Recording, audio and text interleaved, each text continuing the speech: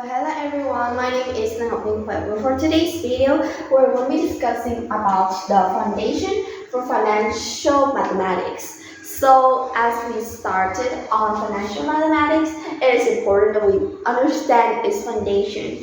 And so the things that we need to prepare before we get into financial mathematics includes a lot of things, including aspects in finance, economic, mathematics, and different concepts like statistic or different principles in probability, etc. that governs finance and governs financial mathematics. So for today, we're going to be looking through the four mandatory concepts related to financial mathematics that I believe will be a great base for everybody who's starting foundation, including me. So first, we need to get the hang of the time value of money. So money is like the best way to trade anything around the world, and we buy things by money for sure. But one thing that I bet everybody have noticed is that the value changes over time. Imagine I have 10,000 Vietnamese dong right now, and I can buy, let's say, maybe 3 reds. But that same amount of money being in the last 1,000 years, maybe in 1,000 years ago, that money could buy a fortune.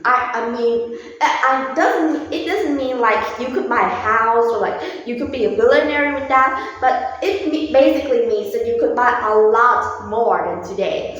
And imagine in the future, what can 10,000 Vietnamese dong buy?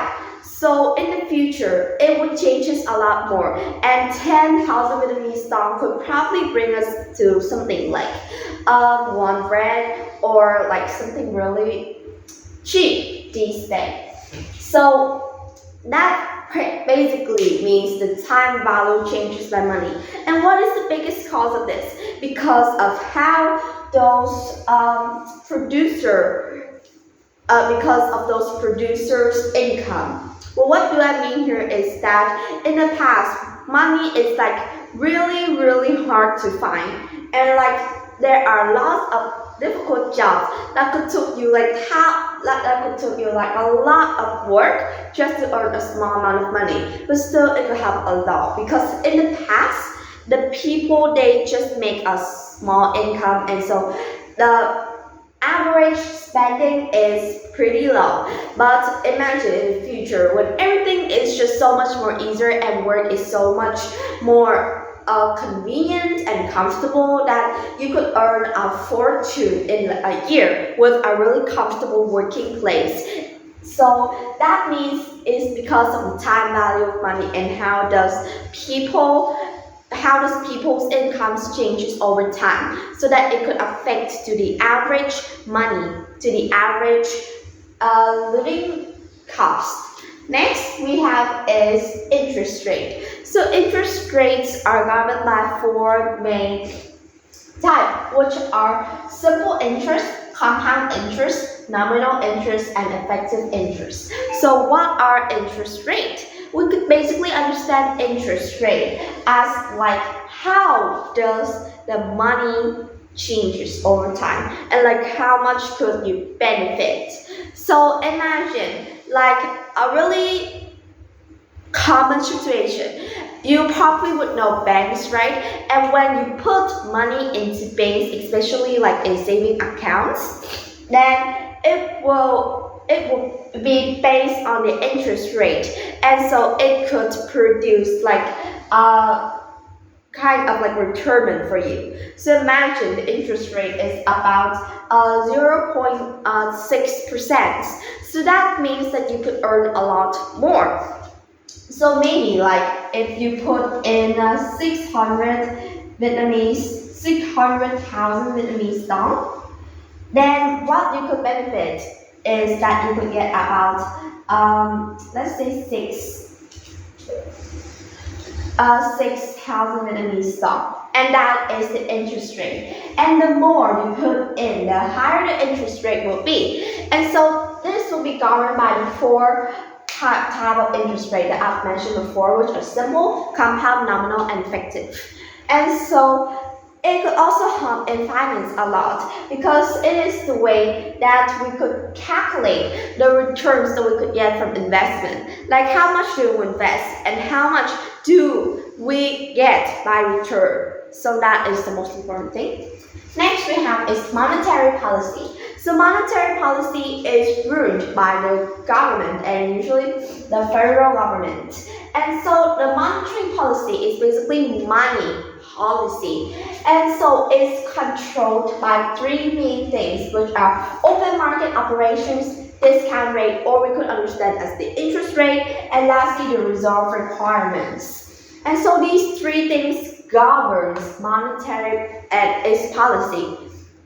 Well, what does monetary policy controls and what is its importance? Well, first, it could be used for like money supply, and also it could be used to control the interest rate of like different banks and different things around.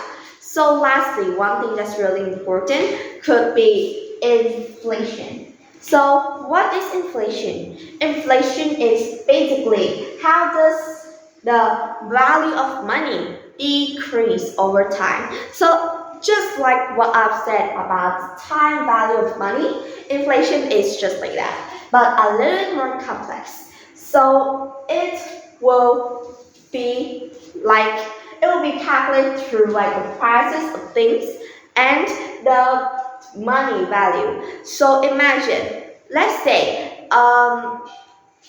last year when I was like pretty young, I need to go to school, so my parents bought me a bike so that I could ride to school by myself. And so it cost about 2 million Vietnamese dong.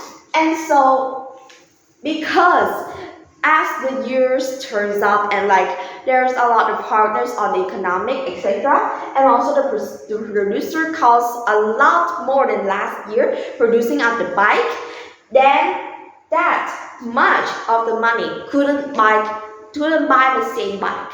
So what do I mean here? What do I mean here is that when the prices of things rise or when the production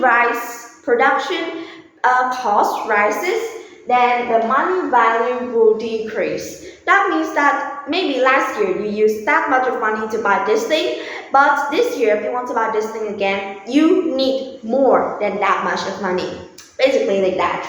And so how is inflation calculated? Mainly it's calculated by two main things, which are customers price index and producer price index, which we call them CPI or PPI. So what are those? Customer price index is and producer price index used to points out these two main things, which are the prices of things and money value and how money value decrease. So that it's actually really important because it governs inflation. It governs the formulas to calculate these kind of inflations. So it's a really important concept. I think it's a really fundamental thing before we actually got into financial mathematics. So for today, we've gone through the four crucial base that I think would be really important for you so that you could start the journey of financial mathematics in an easy and smooth way. Thank you for listening.